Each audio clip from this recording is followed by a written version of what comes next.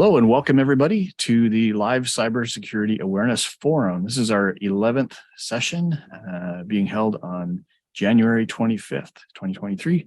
And today our theme is going to be on cyber insurance, questions and discussions around anything relating to security awareness. We might actually go beyond awareness. There are a lot of cyber insurance questions and topics, especially for general IT security or cybersecurity folks who are on the call might be just curious about other people's comments and experience. So to start with, I'm going to ask people to type in the chat where they're coming in from, just so we can get an idea of the global reach that we have. And then while we're doing that, I'm going to ask the folks on our panel to introduce themselves. I'll just start with myself, Scott Wright. I'm the CEO of ClickArmor, and we are actually a cybersecurity awareness training platform that is built from top to bottom to be gamified. I'm not going to talk too much about it right now, but if the session ends early and people want to stick around, we can talk a lot more about what ClickArmor does. In fact, I think I'm going to start doing live demo sessions once a week, and I will just announce that when that's going to happen on LinkedIn and my other socials. So we'll ask people now to introduce themselves. I'll start with AJ. Hasn't been around with us for a while. Thanks, Scott. AJ Leese, founder and managing director of a little boutique shop, Syntax Security Solutions. Our mission is simple. We design and play games that actually solve security problems within your business as intended. So we can cover any kind of business process training improvement, information security improvement. Our flagship service, Incidents and Accidents, is a text-based tabletop exercise that actually takes in your existing security program, regardless of the maturity, and accurately evaluates your organization's existing capacity to respond. Plus, we make it fun. Your marketing team will have a good time, and they actually learn something in the same way. So it's good. It's an awesome, unique kind of service. So thanks, AJ. I'll go to Tom Bigos, and maybe you can tell us a bit about yourself. All right. Thanks, everyone. Tom Bigos, Central Cybersecurity. Our primary focus is penetration testing, web application testing, and all that good stuff. In addition to that, we also do have an MSP arm where we do manage some security-focused services for clients and whatnot. It's always a pleasure to be here. So thanks very much, Scott, for inviting me today. Oh, you're welcome. And then finally, Tyler. Hi, my name is Tyler Sweaney. I haven't joined the last few of these, but was a part of these regularly. I'm a cybersecurity specialist and account manager at a company here in Bakersfield, California called Global CTI. We're a managed service provider that does work throughout the state of California. And I tend to work with businesses on, improving their security structure, getting them on our managed IT stack, and cleaning up messes when they happen, and coming in trying to save the day. That's awesome. Yeah. And Tyler and AJ have been with us several times. As you can see, we're on our 11th session. And I think you guys have been in most of them. So that's really cool. I invited one more late arrival, I would call him, but he was on our session last week, as was Tom. And I'll say hi to Jim Guckin. Hi, everyone. Jim Guckin. I am currently a contractor at a regional bank where I am currently helping them run their SOC, their threat intelligence, cyber awareness campaign, all that fun stuff. And as well as I've worked with many companies helping to get their cybersecurity programs up and running in a fairly painless way. And I'm also the host of my own podcast, which I do weekly, which talks about the cybersecurity news that people should be paying attention to. Yeah, that's awesome. Really glad to have all of you on board. I'm going to share my screen now just so that we can launch a little poll, and you'll see it hopefully pop up. It's just a few simple questions around cyber insurance. So we want to try and focus a little bit on some of these questions that people may have. Hopefully people can jump in, and it's just 3 simple questions. If you're not representing a company, you can just either not answer or just click I don't know. And while we're waiting for this to happen, I was actually going to start with one of the questions that we have around the topic that we announced today, I usually put out a few questions. So the first question is, what are the security awareness implications of having cyber insurance? And the obvious things are, can you get insurance if you don't actually meet the requirements in their application? And once you get them, maybe you have to comply with them. And let's talk about that a little bit. I'm going to just start by asking maybe AJ to give his thoughts on the implications of having cyber insurance on your awareness program. Well, we're seeing the market for security insurance kind of hardening. It has been for the last little while. A lot of my clients have reported that they are having a hard time getting some of their policies renewed without some very extreme increases in their premiums. And that's going to be the nature of where it's headed. So as we start to see a lot of security breaches becoming very widespread, very impactful very quickly within a lot of organizations, it's the awareness training piece is going to become more relevant, if not already. One of the trends that we are seeing in this industry for sure is this increased awareness of security awareness, I guess, for lack of a better way to phrase that, where a lot of organizations are now starting to bring in people to manage security awareness programs solely. That's all they do. So it is no longer a business decision that sits with the security team in general. The awareness piece is, sometimes its own arm if the budget permits. So there's definitely a lot of implications between, the insurance and the trends that we're seeing and the new awareness kind of trending that we're starting to see as well. Cool. Good points. Tom. Yeah, well, from what I've seen in the past, is insurance companies in general are becoming very mature in the space. I mean, initially it was kind of like a free for all, but some of the insurance agents that I've talked to have indicated that the depth or the width or whatever you want to call of the application is becoming bigger and bigger, more questions. I've even heard of some cases where the insurance company did not renew a policy because someone failed to do A, B, or C. In one particular case, one client that I've heard of wasn't able to renew their policy because the insurance company said, "Hey, last year we asked you to do A, B, and C. This year you did A and B, but you failed to do C, so we're not going to renew your cyber insurance." And as a result, that kind of cascaded into a bunch of different events. But it's interesting to see. I mean, if you really think about it, it kind of makes sense because insurance companies are in the business of making money. I mean, they're not in the business of giving out money, right? So if they're going to be in a losing position, that just certainly won't last very long. Mm-hmm. So I think with respect to awareness training and whatnot, people are jumping on the bandwagon and spending a lot more time and quite a bit more focus in order to get that cyber insurance. Good point. Good point. Jim, I don't think we heard from you yet. Well, I very much want to say AJ and Tom, they brought up good points. And it's funny if you watch the history of where cyber insurance has come from to where it is now. It kind of speaks to Tom's things. They're in it to make money. And, in the early days, they thought, oh, well, this is kind of an interesting thing to put up.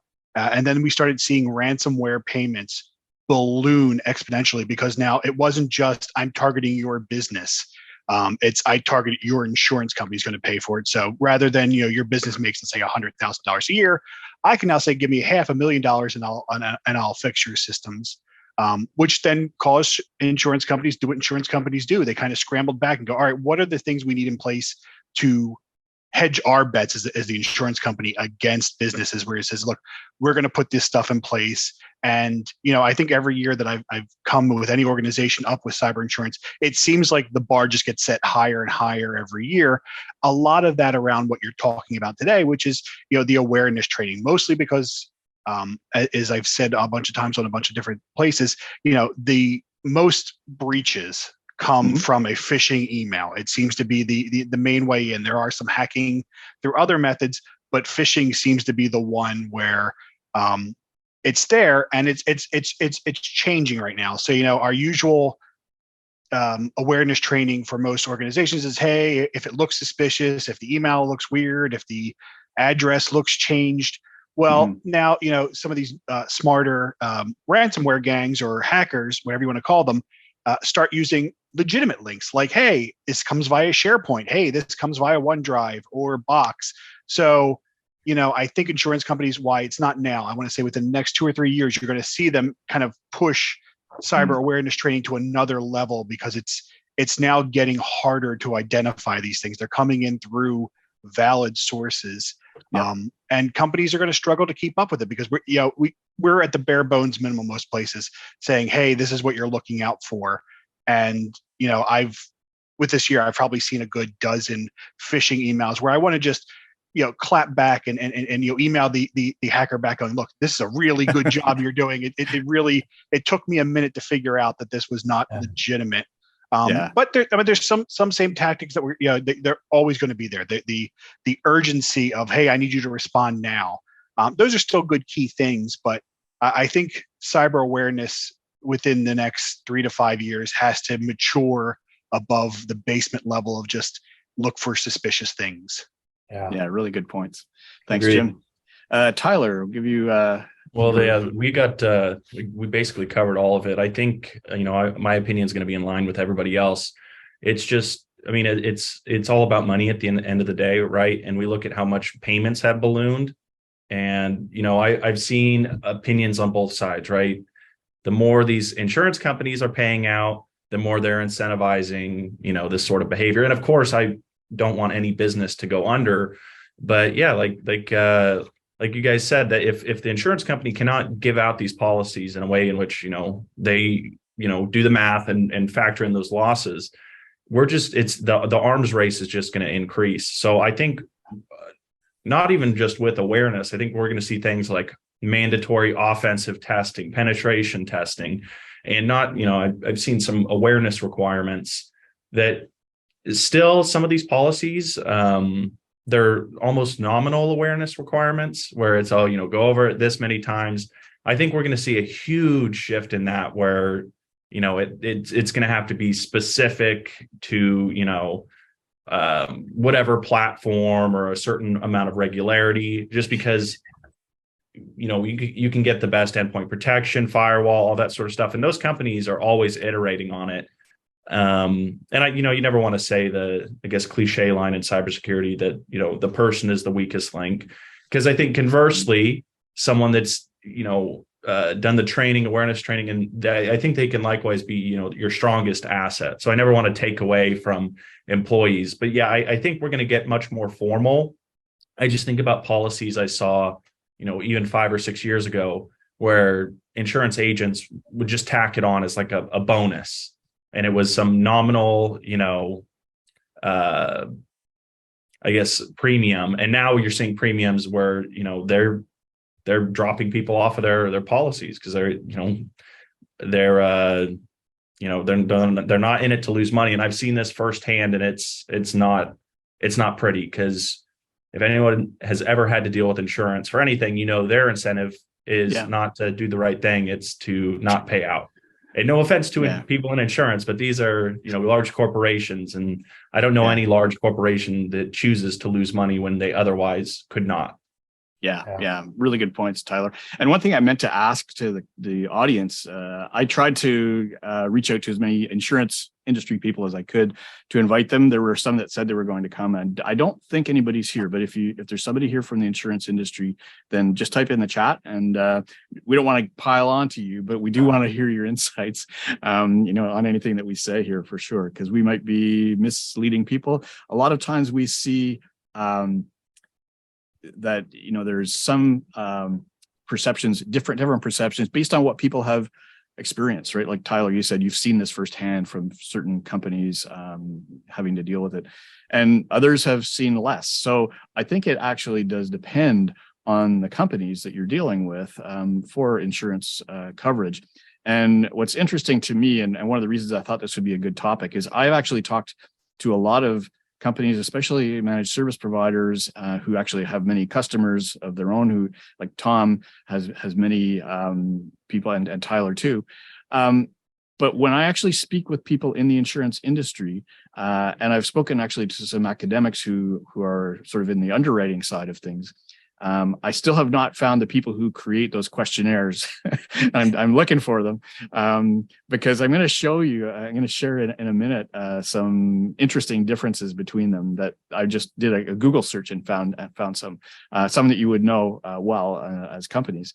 But all this to say, I actually find the main theme around qualification or and compliance, it all comes down to how you answer the questionnaire, not so much whether you answered the right answers, it's whether you answered truthfully.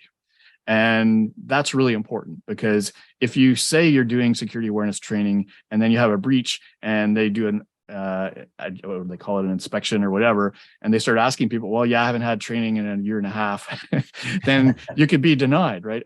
Whereas I've been told that if you're honest, I've had some I can't remember who it was in the last couple of weeks, said they've never seen somebody denied insurance because they said they didn't do security awareness training or they didn't do phishing training. So to me, the biggest thing is being truthful on that application to start with. And, there are enough companies out there that if you get denied by one, there could be others that will still cover you. And it might be just a matter of, a different premium depending on how much awareness you do. So I really love that discussion. Thanks very much, guys. Before we go on, I'm going to, first of all, just acknowledge where people came from when I did that little informal poll at the beginning. Jim is from Philadelphia. Tyler's from California. AJ's from Alberta, Canada. We've also got Ryan from Ramera, Ontario. We've got a lot of Canadian representation here. Ed from Ottawa. But we also have some international representation. Olaf, thanks for joining us. He's in Heidelberg, Germany. And I had a gentleman in Australia who said he was going to join us. It was going to be like 6 a.m. for him. I don't see him here, but anyway. Yeah, it's dedication to the panel. Yeah, I thought it'd be like middle of the night. I said, you crazy. But I keep threatening to have calls early in the morning, have this session early in the morning, so it's more friendly to people in Europe and other parts east. But anyway, we do appreciate people joining from wherever they are. And there's a note from Ralph, says, is there a contact link for where cyber insurance companies support cyber research? Ben, does that, Ben is here from Australia. Awesome. Australia, 6 a.m. Yeah. really Thanks good for joining. Yeah, thanks so much. Okay, so that said, I'm going to now share the results of our poll, if you guys can see this. We had 8 out of 10 people at the time that were participating.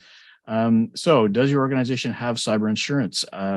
3 of 5 said yes. The others, 3 of 8 said yes. 5 of 8 said no. So the majority of people on the call don't have cyber insurance in their company. Nobody said they don't know. Question number 2 was, does your cyber insurance require security awareness training? 2 of the 8 said yes, so 25%.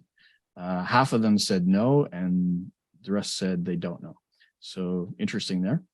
And then, does your cyber insurance require phishing awareness training? The answer options were no, yes, it requires training, and yes, it requires simulations specifically. So the most common answer, 6 of 8, was no, phishing awareness training was not required, which I think is really interesting. 2 people said they don't know, so 25% don't know, but the rest said no, you don't need phishing awareness training to get their insurance from their companies. So I thought that's really interesting because especially when I talk to managed service providers, they are pretty commonly seeing companies that are being told by their insurance companies they need to have phishing awareness training. Tom, could I get you and maybe Tyler to just comment on those observations? Sure. Tyler, do you want to start? Yeah, I've as far as requiring awareness training, I haven't done as deep of a dive in terms of looking at, potential customers' policies. Normally that's something they do on their own, but I'd characterize that as a pretty typical requirement. It's interesting that you said you wanted to reach out to the people writing, these checklists at the insurance companies, because I would be curious on that, because to me, like you said earlier, it seems like it's really a matter of honesty and maybe even more so understanding on the part of the person at the organization that is filling out that questionnaire. As part of our stack, we have our awareness program, and I know that the way we implement it is rigorous, in my perspective, which means continually working on awareness. But that being said, I know the people that fill out those questionnaires a lot of times for cyber insurance, and I know they don't know the answer, a lot of times. So even though they're ticking the box, I'm sure they say they do because they have the policy, but I'm even if they weren't, I don't know if a lot of these executives are even aware, and that could be just specific to the size of organizations I work with. But yeah, I think we're going to see this get fleshed out more and more as companies keep paying out absurd amounts of money. Yeah, Tom? Yeah, I totally agree with everything that Tyler said.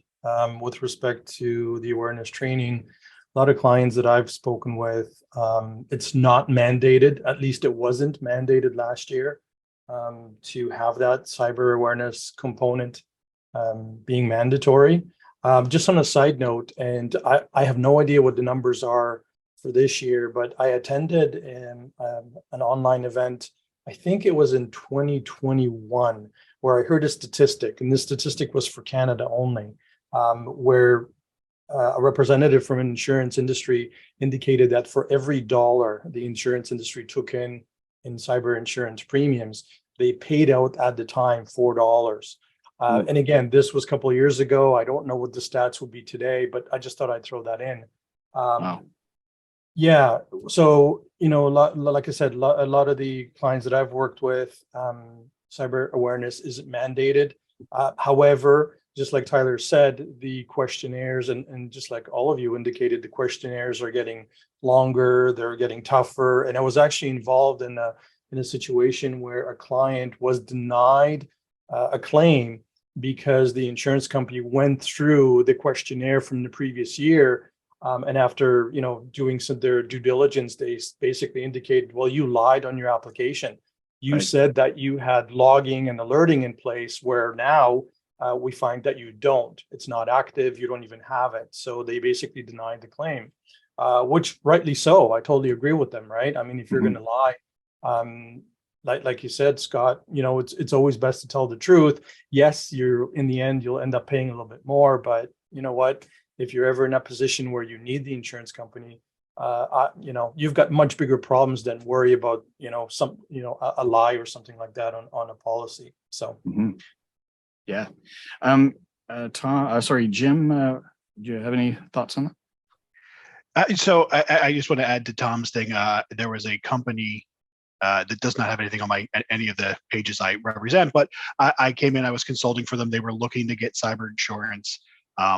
They were not one of the good companies, should I say, when they kind of took a lawyer's approach to their answering of those questions. They're like, well, we have logging. It's just not in any singular place, but we have logging. And it was a whole deal for them to try to save money. They apparently they had a subsidiary company that went through it. They answered all the questions correctly, and then their premium jumped up.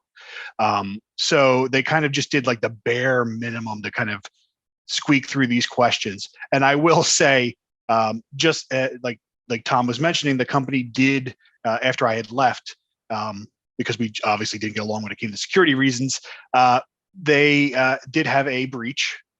They went up, and last I heard, they were still trying to fight a legal battle over, a denial of coverage of claims.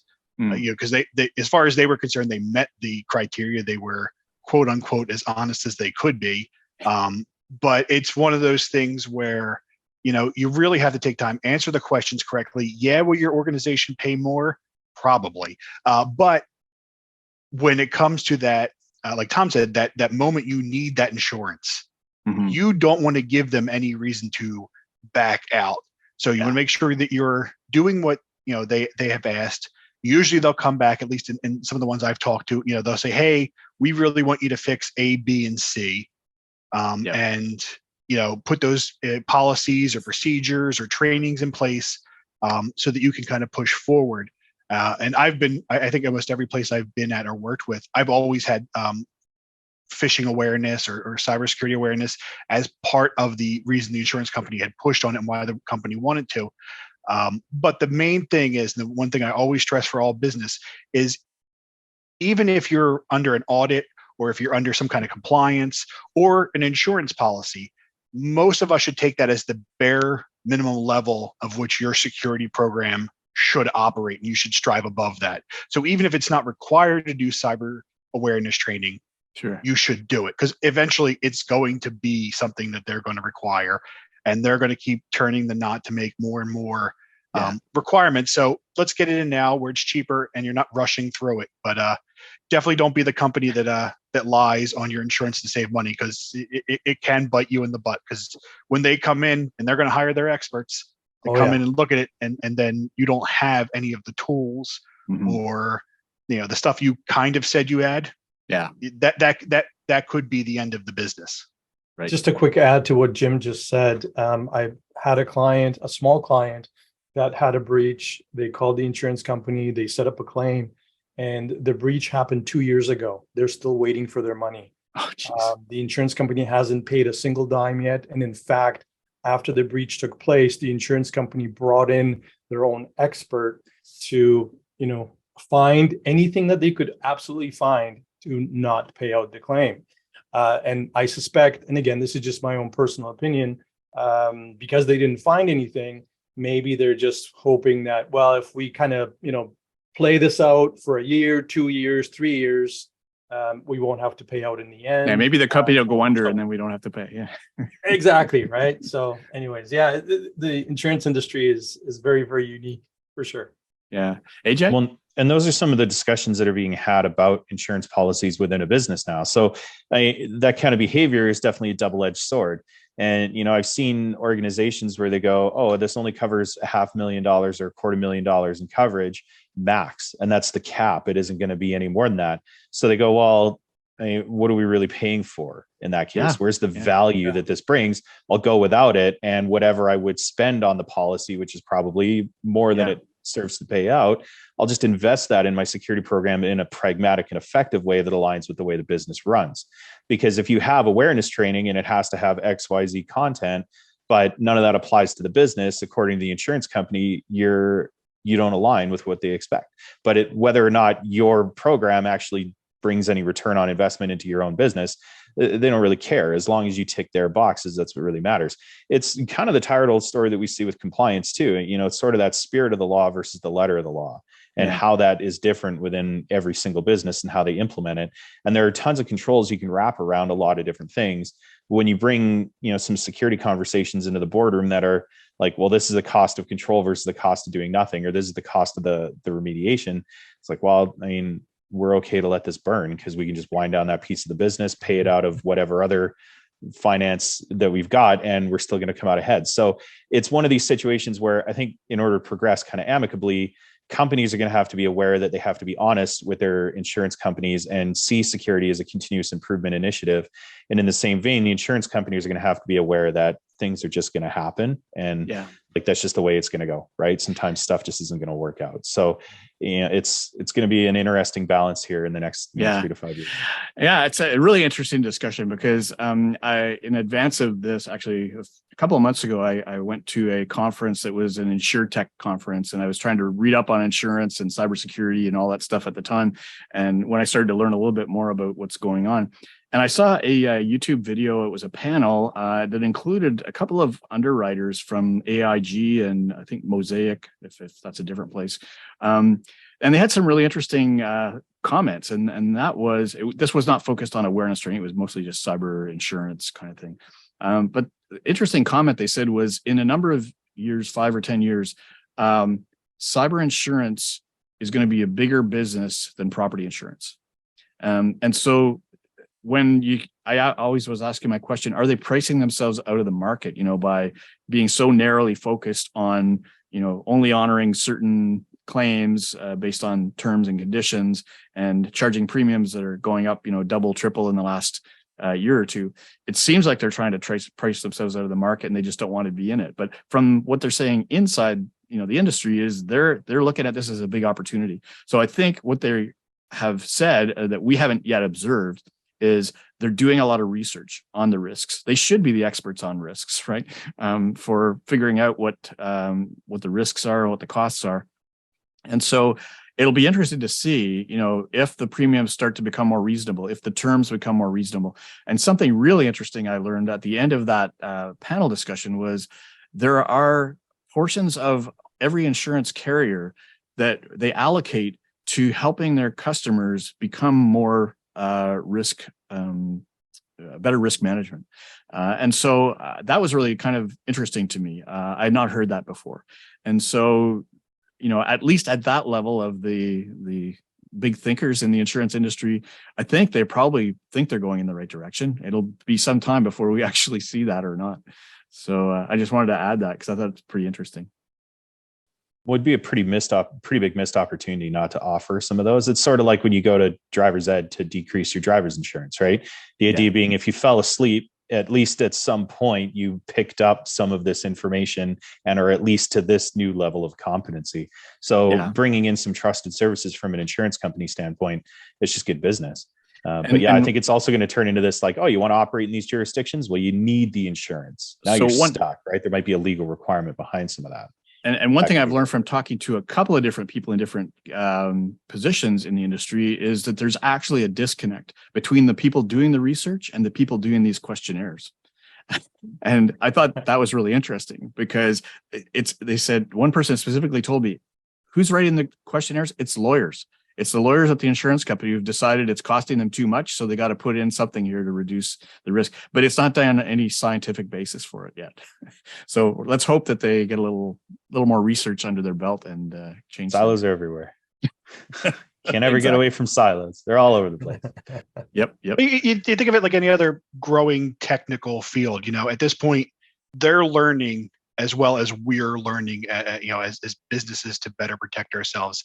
A lot of security experts are very comfortable being like, in a perimeter, in your network, in the office. And now we've gone to hybrid and we have cloud, and we're still trying to learn how to best secure those things, how to make it, best practice. So I think, from insurance company standpoint, why, it sometimes sounds like we vilify them. It's their learning too. They kind of thought, hey, this was a low bar for us to get some money in. They've learned that, the malicious actors out there have bumped up their game. So now they're trying to kind of come back around, and it's just going to be this never ending struggle of until, they find out where the balance is. How much can we charge to make money and get, our clients to be as secure as possible? Yep, for sure. So I don't know, you guys hopefully can see my screen. I'm sharing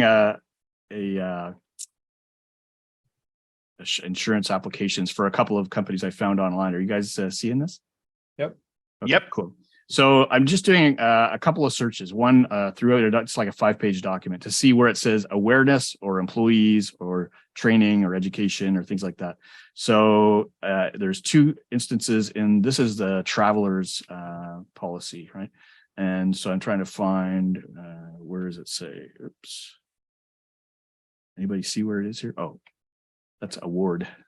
So there's nothing for awareness there, but if you say employee, there's 8. And so let's see, medical information and then employee HR information, employee owned devices. Where's it going now? Anybody see these? Yeah, terminate employees, cyber risk employee lawyers supplement. There was something here I thought it said. Oh, you know what? I think it was privacy and information security training. There it is. Privacy controls. So they just ask yes or no. They don't ask you how good it is, which sort of is a clue to what the person said, that these things are not really done with any kind of risk. Well, and I think we're going to see that one little question become a whole page in the next, the annual privacy and information security training. I mean, that's one little, meeting ticks the box. Yeah. And there's a lot of organizations that's all they see it as. Oh, I need to tick this box to get my cyber insurance. And that's one thing that I've noticed in dealing with, potential clients and companies is their willingness to knowingly spend less in the now because it's, I have cyber insurance. If something goes wrong, and you guys brought up not paying out after 2 years, and it's like, have you like, once again, we're all learning here. We're all new. It's business, but Yeah. if you get ransomed and you can't even pay your ransom and you expect your insurance to come in and they find something wrong, you didn't cross, a T or dot an I, Yep. you can't be counting on it.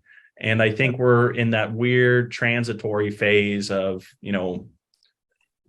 Yep. things are, we're gonna find equilibrium. I'd imagine it's going to take a couple years, and I'd venture to say insurance companies are going to get much more rigorous very soon, and we're going to see premiums, kind of, find the tipping point in terms of when does a company decide, all right, we're going to just invest this in our security. But I think with the scale and the scope of these recent breaches and hacks, where we're seeing security companies themselves be targeted, your insurance, I think they have a lot of leeway for how much they can increase premiums, just because at the end of the day, you could give your chief information security officer everything he asks for. And I think 99% of them, would still say, yeah, we need cyber insurance 100%. Yeah. Great point. Yeah. So just skipping over a couple of these applications, it's pretty light and they're all kind of similar. It's just yes or no. This one doesn't even say awareness. It just are employees periodically instructed on their specific job responsibilities with respect to security. That's so vague. It's like crazy, right? And then that goes to the bad company I had to deal with, Scott. I mean, what does the word periodically mean? You once every 5 years? Is that periodically? Right. We haven't finished our first period yet, so. But I think that goes to Tyler's point. I think eventually we're going to start seeing these yes/no questions be like real like text blocks that you have to kind of fill out, and there's someone who has a background in risk, especially technology risk, going through and going, all right, well, this answer gives us like a 1 to 5, and then you add it all up and go, boom, here you go. Here's $1 million that will cover you for, but it's going to cost you, X amount per year. But I think it's what they have to come to. They have to understand what risk is, and businesses have to understand what cyber insurance is. I can't tell you, I've met a couple CEOs of companies, and when I've asked like, hey, how are you investing? What tools are you using for your security program? I have heard the answer, I have cyber insurance. I don't need to worry about I've heard that as stuff. well. And you just like, no, that's not what cyber insurance, it's not a magic wand. Well, exactly. Yep. Right. Nail on the head. Sorry to interrupt. You said that, my eyes lit up. I was like, I've heard that so many times, and that's the wrong way to use it. Right. That's my backup. I have cyber insurance, right? Yeah. Even people like small security programs, and you cannot just say, hey, I have cyber insurance, they're going to protect me. Because one, I will always say, and I always have this discussion with CEOs, which is, cyber insurance will help you. If everything is right, they will help you remediate and they will help you get back to where you are. They will not cover that lost business in the meantime. And the most important thing is they won't cover your reputation damage, because you're going to have to send stuff out. So even if you fix the technology piece and you go better for that reputational damage is something that insurance can't ever cover. And you're going to have to deal with that. And I've been with companies who, had to send those emails out, or those letters out saying, hey, we accidentally lost all your data in a breach because someone clicked on a phishing email. And then the customers are angry, and then they call whatever number they can to get a hold of people. And it's you lose that trust. We kind of talked about that a little bit last week as well, Scott. But that's what it is it covers a portion of that breach, of that outage, and it's not everything. So companies still have to figure out what that other stuff covers or doesn't cover, so that they know, we have to hire a PR team to make this seem better than it is, or to use our messaging properly. But cyber insurance is not a magic wand. It does not replace your security team. It should not stop you in innovating the team. It's just there, like all insurance, in the case something bad happens. I'd be interested to hear what the limits are, or what the discussion is at LastPass on cyber insurance these days. Well, they just their parent company just admitted the other day. I had it on my LinkedIn. The go-to that they had the customer records were stolen from them as well in the LastPass breach. So it's just something that it's the gift that keeps on giving from LastPass. I don't think anyone's giving them cyber insurance anytime soon. That's what I was going to say. Yeah, it's probably not. You don't qualify. I guess I'm drunk. I look a little blurry. I'm not sure what's going on there, but anyway.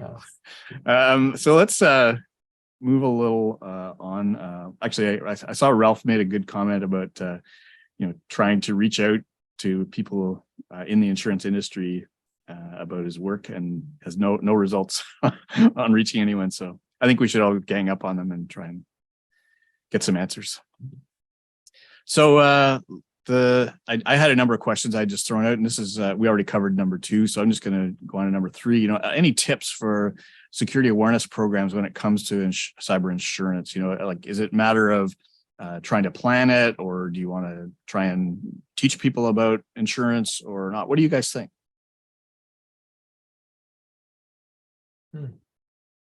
Interesting Well, question. I would argue that I think rather than focusing on cyber insurance, most companies should focus on, like you said, like everyone here, I think would agree with me on the quality of the training that you provide to your employees. I mean, when I worked for other people, I mean, I had some really bad training that I had to take and absolutely hated doing it. And as you all know, that's where most people are at, right? Yeah. Honestly, I'm not sure what else to say there. It's just the quality. That's all you need. Fair enough. And I think to add to that, the quality and the usefulness of it, because I've been through many companies. I've worked with a lot of companies too, and I will be the first to tell you I am probably the worst when it comes to cybersecurity training from companies. I will just blow through it, click the answers if I need to brute force my way into the correct answer, because it's not engaging, or it's stale. Some companies have the same one for like 15 years. And they still have like the AOL login symbol up on there, and you're like, this is not helpful. And I've had one that just like, here's all the news stories of breaches. Like that, those are not necessarily engaging.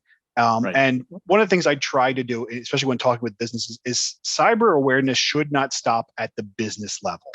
It should be something that, if I'm going to take time to teach you, it's not just for protecting the business, it's for protecting yourself as well, your personal being outside of the office, because more often than not, they're going to probably use the same password across different platforms, including business and personal. 2, there's a lot of people are using personal machines or personal phones to access corporate data. So it needs to be something where it's not just, well, in this system, you just use our VPN and you go through the firewall. Well, how do you spot this stuff? How do you make it entertaining enough that, they take pieces of that home? Because that's where a lot of corporate equipment is now, is at home. So they're on the network with other things that may not be secure, or IoT devices, all this other stuff. So, making it entertaining, making it something they want to do, and making it something that applies to their everyday life, I think is very important. And sometimes that's hard, because as security professionals, and Scott, you pointed out last week, and I made this mistake. I talk sometimes like a technician or an engineer, and I'll just throw words out. And sometimes I have to step back and go, all right, let me explain what I mean here. This is what a VPN is. This is what, MFA is, all these things that apply to people. Like, a lot of people have VPNs in their house now, but they don't know why. So your awareness training should encompass that stuff, so that you protect them, by just, happenstance, they protect the business. And it's interesting, because I said, I've been through probably over 100 cybersecurity trainings, and every time my eyes roll. I've not found one that I've thoroughly enjoyed. And like, oh, well, I really learned something there. It's always like, please don't click emails you're not expecting. And they're just very dry, and they're read by someone with a very, good voice, but it's just not exciting. It's monotone. Well, that's why I'm looking forward to our call on Friday, Jim. You're setting me up nicely, because we're gonna wrap things up here. And I don't know, AJ and Tyler, if you had any final thoughts. Yeah, I think it's just one of these. We as security people, we owe the businesses an apology. Full stop. We have done absolutely nothing to make this information accessible, interesting, relevant in any capacity whatsoever. We talk about all the various bits of technology, but you have to appreciate that the presentations that you're giving them, wherever you are, you are not their only PowerPoint presentation that day. You are probably not the only one they've had that afternoon. You are not the only Zoom call they've had that morning. You know, the people that are living and breathing your security program are the ones who have nothing to do with it in a large capacity. And everything that you're bringing into the business from a security standpoint will upend somebody's agenda at some point. There is some part of the business that will suffer as a result of the controls that you're putting in. That's just the way it goes. And so when we're having these awareness conversations and we're saying, don't click on emails, it's like, yeah, but I got 100 dozen of these that I have to sift through, and 2/3 of them contain attachments that I'm not expecting because it's my job to get unexpected attachments from the public. And so we as the security people need to show them why this matters. We fail on every single account of showing them why this crap matters. And that is where we're falling down, because we don't show them the impact that this has to the business. We don't show them how quickly this can go from, I just clicked the email, to, okay, we have a full environment compromise that's going to cost us $10 million to get back up and running. And we fail to show anybody why it matters in a way that's interesting, relevant, accessible, and easy to digest. Take it from somebody who convinced a marketing team that security mattered so much, they beat the threat intelligence feed with their own escalation. So that 2-minute mile is really, really interesting. And it came from, here's why this matters. I understand the humanity behind the discussion we're having. Here's why it's important to you in your role. Here's how this impacts your budget. And let's have a good time while we're at it. All of that matters. Well said. Awesome. Until we get there, we're never going to get this problem solved. Nice. Take a bow. Tyler. Yeah, I don't know if I can top it off better than that, but yeah, I mean, at the end of the day, right?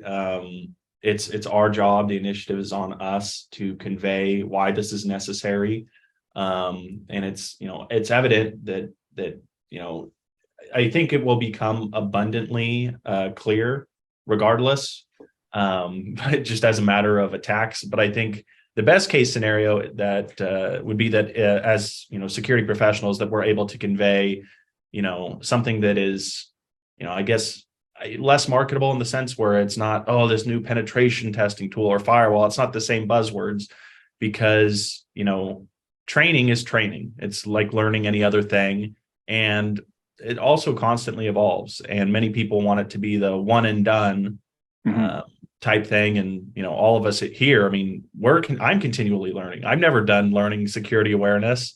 It's like if you were a doctor, you graduated medical school, and then from that point on, it was, okay, that's the science I know. We're going to practice medicine as of the date I graduated.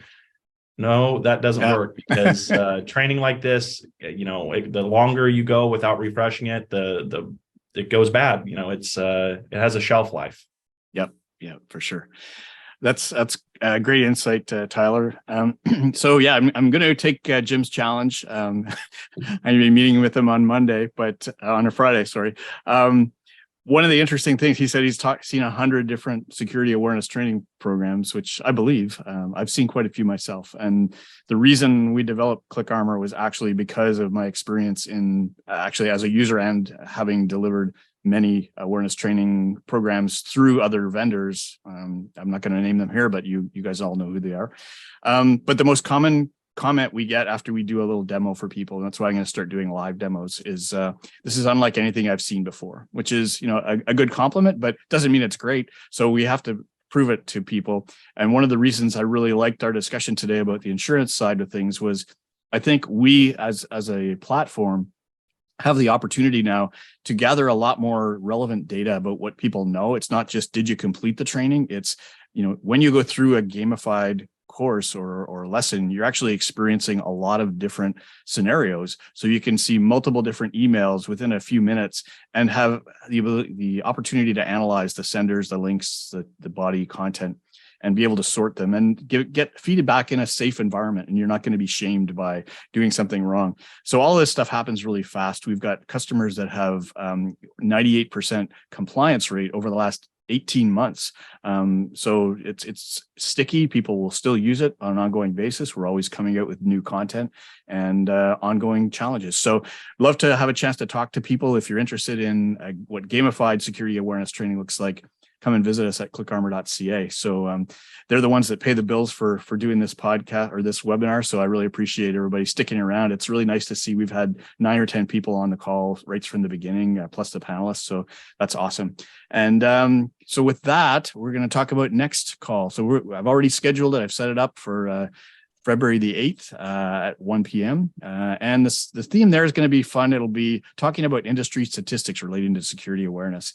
So each of us can go away and find our favorite statistics or maybe the mythical ones, right? That people go, is that really true? And we'll dig into it a little bit. So I think we'll have some fun with that one.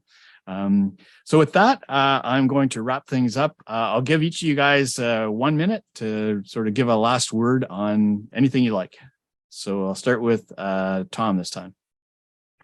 Okay, well, I'd really like to be in California. If I could turn my webcam, you'd probably see a lot of snow that started coming down early this morning. So, hey, yeah, we're in for a big one here in Canada. Ottawa. So we've been pretty lucky. No snow or not much snow this winter season. But in any case, I digress. Cybersecurity awareness. What can I say? Well, one thing that we've kind of transitioned into is live training, face-to-face training for clients. And we've had some really good feedback from that. Body language and being in the room with people and group discussions and whatnot, it really seems to drive a lot of the concepts and ideas and whatnot, kind of like become alive. And people seem to really like that. And then, of course, recording the sessions and making them available for new employees to view on demand is also something that we've done in the past. And again, we've had some really good results with that. So maybe that's something that you guys could consider, whether you're working in an IT environment or adding it as a service to your service stack. And that's all I'm going to say. So thanks very much for having me today. And I look forward to seeing everybody next time. Awesome. Thanks a lot. Tyler? I just wanted to thank you guys for having me. Nice to see some new faces here. If anybody is in need of tech or IT help, managed services, phones, and you're in California, I got a business located in California, I'm always happy to help out. But very nice meeting all of you new faces today. Nice seeing all you guys from previous webinars. I'm excited to cover some new topics, and I'd encourage everybody to check out Scott's platform. Having tried ClickArmor, not some of the more recent features, it's definitely gamified is a great adjective because it removes a lot of that feeling of hassle I think employees might incur when doing other training, which people tend to be less likely to do stuff when they're being forced to and it feels like homework. Yeah. I'd really encourage people. I appreciate to go check that, out Tyler. Thanks, Jim. Well, first, thanks, Scott. Can't wait to talk to you on Friday, but thanks for having me on. I really do appreciate it. And as you can tell, I will just talk for hours, even if no one was around me. But just, a couple of things to refresh with everyone. Make sure that whatever your security program is, whatever the base of it is, whether it's a certification, whether it's insurance, regardless of whatever build your security program, go above that. Don't just take passing as the end of the security program. Criminals won't. You have to push beyond that. And 2, build a relationship with your end users. Make sure they have the confidence and they feel safe enough to come to you and go, hey, I'm not sure, if this is something or not, or hey, my computer might be acting weird. Kind of as we talked here, sometimes there's a shame that security people put on people for clicking wrong or doing that. But I always joke, I would rather see 1,000 junk or spam emails in my inbox than have one legitimate phishing email be checked. Because it's that important. Security does not end at security. Your information security, your cybersecurity, those are a good part of your security program, but your end users are the first who are going to see the phishing emails. They are the first to see any malware attack. So make friends with them and make sure that when you're implementing security controls, you work with them on how you can balance security and business function. Because if security is all the way and it wrecks business function, you're not going to get anywhere. Or if it's not effective, well, then why even bother doing it? So, really interface with the rest of the business and come to an understanding. I know most of us are real engineers and we hate people and we'd rather be in a dark, spooky room by ourselves, but there has to be some give and take, especially as we all learn, this. Yeah, perfect. AJ, any words of wisdom? Yeah, my favorite statistic, 98% of cybersecurity awareness training is 100% boring. So don't be afraid to get a little weird with it when you're putting it together, right? Like bring capture the flag into the business and teach your HR people how to hack computers for a little while, right? It's the worst case scenario is you're going to teach somebody something new that they find really interesting, and then maybe they're going to bring that into the business. I really fail to see any downside to that. So don't be afraid to get a little weird with it. Everybody's tired of the usual, and this is your opportunity as a security professional, coming up with your own ideas and your own ways to kind of move the business along. We've all heard it before. We're tired of we can't get anything done in here. Well, here's some things you can control that help you get that point across a little bit better. So yeah, don't be afraid to get a little weird with it. If you have any questions or any curiosities to how you can do that, I'm around. Just feel free to reach out. Thanks a lot, folks. I'm going to wrap it up right now. And thanks to everybody who joined, and look forward to seeing you in a couple of weeks. Thank you. Take care. Bye-bye.